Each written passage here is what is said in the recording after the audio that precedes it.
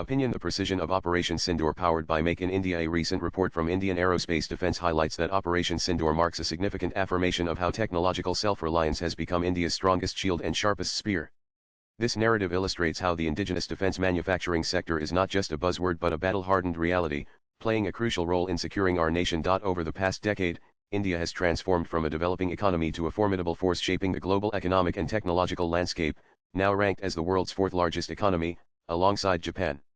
With a 4.19 trillion economy, India is no longer merely following global trends, it is defining them.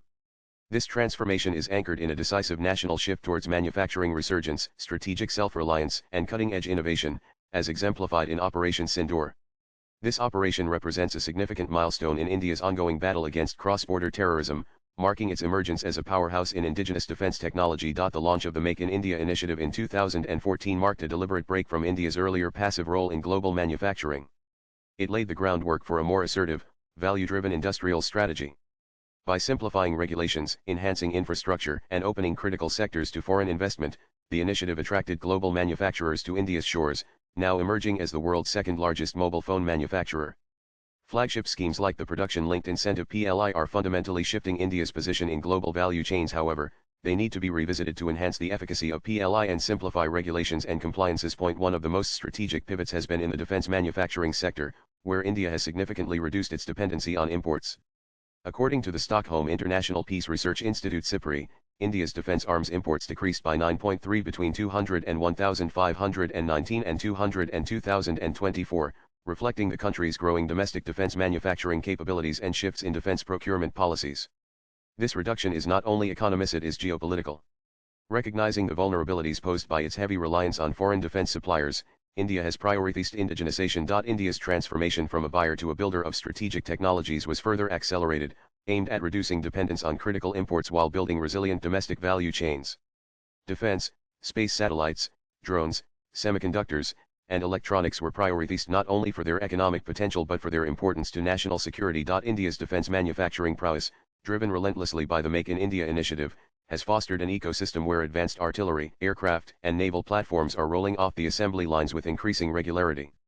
The indigenous defense production soared to 1.27 lakh crore in FY 200 and 2,324, with exports surging to 23,622 crore in FY 2025, a tenfold increase over the past decade, and is anticipated to reach 50,000 crore by 2029, with nearly 90 countries importing Indian systems. The private sector's contribution over 15,000 crore is a testament to the maturing defense manufacturing ecosystem, now capable of delivering cutting-edge products. The shift from import dependence to export competence reflects India's rapidly strengthening defense industrial base and global credibility. Today, deep tech unicorns and startups are playing a growing role in solving complex challenges in defense technology, cybersecurity, and space. Over 1,300 deep tech startups are actively building products at the intersection of AI, robotics, quantum, and space tech sectors. From providing key components for ISRO missions to joint ventures in drones, missiles, and electronic systems, the industry is not just a supplier, it is becoming a co-developer of sovereign capabilities. The precision and success of Operation Sindoor, powered by the Made in India BrahMos, the world's fastest supersonic cruise missile and the Akash missile, validated this decade-long shift from dependence to capability and competitiveness.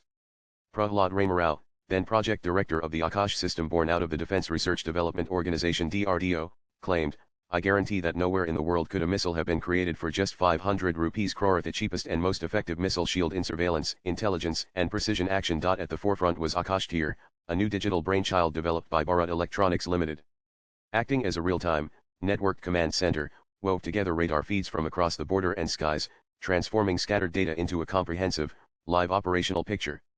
Its unmatched capability to detect, track, and automate the destruction of aerial intruders allowed India's defenders to counter every missile and drone unleashed by the adversary, proving its worth as the new linchpin of air defense. In a world where national power is defined by technological leadership, the National Quantum Mission and ISRO's recent milestones, including the Chandrayaan-3 soft landing and preparations for Gaganyaan, showcase India's capability in complex, future-critical domains. No account of a country's security net is complete without recognizing the indomitable spirit of its space program. ISRO takes vigilance to new heights. ISRO Chairman V. Narayanan revealed that at least 10 satellites are ceaselessly monitoring the nation's boundaries, from the 7,000 kilometers coastline to the vast, sensitive northern frontiers. Satellites and drone technology aren't just tools, they are sentinels, providing warnings and precision intelligence, without which national security would be unattainable. Across the globe, the face of modern warfare is changing, and at the heart of this transformation are drones. In Operation Sindoor, the use of kamikaze drones domestically developed and refined illustrated how India's defense sector has quietly leapfrogged into the big league, proving the Indian government's 2021 decision to ban imported drones and launch the Production-Linked Incentive (PLI) scheme, turbocharging indigenous manufacturing and encouraging homegrown startups, setting the stage for India's ascendancy in drone warfare. At the heart of India's techno-defense transformation is its booming domestic drone industry. The Drone Federation of India (DFI) stands as a beacon of innovation, uniting over 550 companies and 5,500 drone pilots. Its vision to make India the global drone hub by 2030 is rapidly materializing. Indian firms are designing, developing, and exporting cutting-edge drones and counter-drone technology, supporting both defense and civilian operations, as well as industrial and agricultural applications, and championing an exciting era of indigenization and innovation. One of the brightest beacons in the sea of innovation is the next generation of drones: autonomous, AI-powered, and connected. The groundwork for integrating artificial intelligence into military drones is well underway, promising a future where decision-making is faster, more innovative, and more reliable. India stands at a historic inflection point today.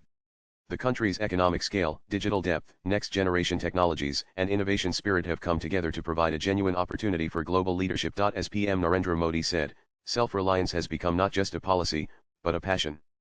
The next goal is not merely to achieve self-reliance but to become globally indispensable. Swipe left for next video. Operation Sindoor was not just a victory, it was a celebration of Indian innovation and a technological foundation that has redefined the future of national security and defense manufacturing.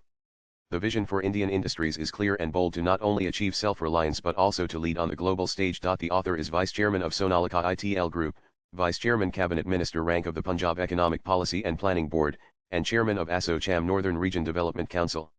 Views expressed in the above piece are personal and solely those of the author.